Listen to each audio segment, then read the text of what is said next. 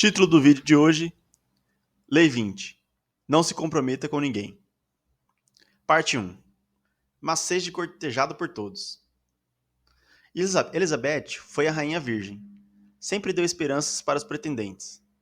Nunca casou e conseguiu proteger o seu poder. Seu objetivo era evitar o casamento e evitar a guerra. A partir do momento que a gente casa, né, ou tem um compromisso com alguém, de algum relacionamento, a gente deixa de ter os pretendentes, né? Os pretendentes, eles se deixam de ficar interessados por nós, né? Então a gente perde uma arma ali, de um poder ali que a gente poderia ter, né? Porque a gente fazendo um relacionamento, fechando um relacionamento, a gente fecha as portas para as outras pessoas. As pessoas não têm mais, perdem o interesse pela gente porque elas acaba a esperança das pessoas, né? Então, mas quando a gente não casa, por exemplo, e não tem relacionamento e consegue manter as pessoas em volta da gente interessada, sendo cortejada por todos, a gente tem uma grande vantagem aí para utilizar e proteger o poder que a gente tem, né? Não se comprometendo, você se torna poderoso, pois parece inatingível e ganha respeito.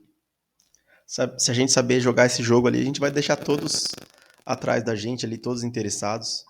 E isso aí é de muito mais grande valor do que você se comprometer com uma pessoa e perder todo o valor que essas outras pessoas poderiam te dar ali em volta de você, né? É como o Rollo Tomassi explicou, né? Se a gente manter a teoria dos pratos, né? Manter os pratos girando ao nosso redor ali é de muito grande valor, muito mais grande valor do que a gente se comprometer com a pessoa, casar ou ter um relacionamento. Porque é melhor a gente ter 10 pessoas ali em volta ali, paparicando a gente, disposta a fazer tudo pela gente e interessado na gente, do que você se comprometer apenas com uma pessoa e se dar ao luxo de se abdicar de todos esses poderes ali que os outros poderiam te proporcionar. Não se permita sentir-se devedor com relação a ninguém. Veja todos ao seu redor como peões para sua ascensão, colocando-se no meio de duas forças concorrentes, mas fique livre de envolvimentos emocionais. Realmente, quando a pessoa casa e, por exemplo, tem um filho, assim, realmente ela fica devedora em relação à pessoa, né? Ela tem que dar satisfação a essa pessoa. Chega tarde, tem que falar onde que vai, tem que falar a hora que chega. Agora, se a pessoa não se compromete e tem várias pessoas ao redor dela, assim, né, interessadas, ela não deve nada para ninguém. A pessoa é livre, pode aproveitar desses poderes que as pessoas interessadas têm nela e pode aproveitar muito melhor aí, se ela souber, né, jogar com o jogo do poder, com esse jogo do poder aí. Então, se a gente não se compromete com ninguém, a gente não está se permitindo ser devedor com relação a ninguém. E a gente pode utilizar todos esses pratos que estão girando ao nosso redor, os interessados, a favor da gente, para a gente subir ali no poder, né? Utilizar cada prato desse como uma alavanca ali. Cada prato desse pode ser uma arma ali para a gente subir.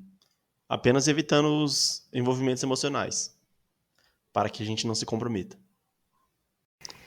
Então será um desafio para as pessoas conquistar o seu afeto desde que você atraia o interesse e o desejo. Não adianta a gente também ficar solteiro assim sem se comprometer, mas a gente não atrair o interesse e o desejo das pessoas, né? Então a gente tem que fazer o jogo certo. A gente tem que manter o nosso alto valor ali e dar expectativas reais para os nossos pretendentes, para que o interesse e o desejo ali se mantenha vivo, né? Como a chama ali, né? Se a chama acaba, todos vão se afastar. E você perde, além de ficar sem se comprometer com ninguém, você não vai ter nenhum prato girando, nenhum interesse de desejo de ninguém. Então a gente não devemos se comprometer, mas tem que deixar o interesse e o desejo ali aceso das pessoas. Podendo assim a gente usufruir de grande poder ali desses artifícios de interesses e desejos das outras pessoas ao nosso redor. E essa lei não é só para relacionamentos, é para todas as áreas da vida. Por exemplo, o sistema divide as pessoas pelos seus políticos, pelos seus times de futebol, e elas passam a brigar por isso. As pessoas necessitam se rotular que são alguma coisa, e deixam de ser independentes. Somos apenas um peão no tabuleiro de xadrez. Podemos queimar defendendo rótulos. Por exemplo, torcendo para algum time, defendendo um político. Ou no YouTube, os Red Pills e MGTOWs. Devemos defender apenas nossos próprios rótulos e interesses, pois ninguém fará isso por nós. Podemos manobrar e manipular as pessoas se formos independentes e colocar elas umas contra as outras, assim como o sistema faz com as outras pessoas. Por exemplo, num jogo de futebol, brigas de torcidas, muitas pessoas podem morrer, é muito perigoso isso. E brigas por políticos também, que ocasionam muitas mortes. Cancelamentos na internet feito por haters de youtubers famosos ou youtubers que ficaram conhecidos e muitas pessoas não gostaram da ideia das ideias deles. Então, quando a gente se compromete com algum grupo ali, a gente fica à mercê dessas pessoas, criando ódio ali, inveja de outros adversários e podendo acabar com a gente a qualquer hora. E assim a gente não fica independente, né? A gente fica à mercê daquele grupo ali que a gente escolheu. Mas a gente não vê isso, né? A gente só olha pro micro. A gente só fica no nosso mundinho ali, no nosso grupinho e dando a vida por ele. E a gente não, aí a gente fica cego pelos nossos próprios interesses, pela nossa independência. A gente fica dependente daquele grupo ali que a gente se comprometeu. Mas se a gente parar para pensar e olhar no macro, a gente vai ver que a gente não é independente. A gente só vai ser independente se a gente defender os nossos próprios interesses. Pois ninguém fará isso pela gente.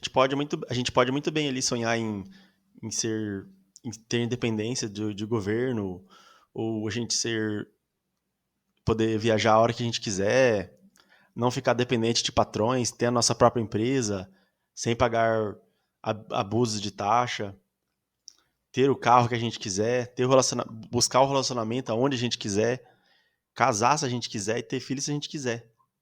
E participar de guerra se a gente quiser. Ou preferir a paz, morar sozinho numa praia, por exemplo, ou numa fazenda, criando seus próprios bichos. E não do jeito que a sociedade impõe a gente, do jeito que o governo impõe a gente. No caso, a gente é comprometido com o governo, né?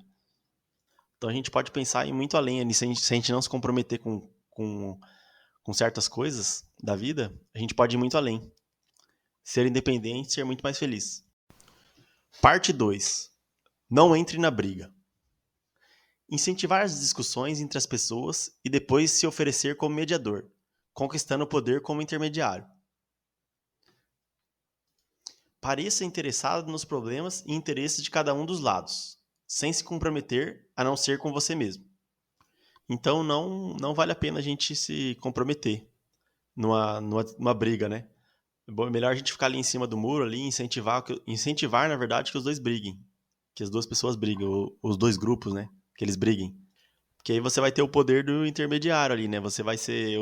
Todo mundo vai querer falar com você ali, vai querer te agradar ali, você vai ter um poder de intermediação dessa discussão ali, né? Aí o que você tem que fazer é você tem que fingir que tem interesse em cada um dos lados, mas na verdade você não pode comprometer com nenhuma das partes. Você tem que ter o interesse em você mesmo, né? Se comprometer, aliás, com você mesmo.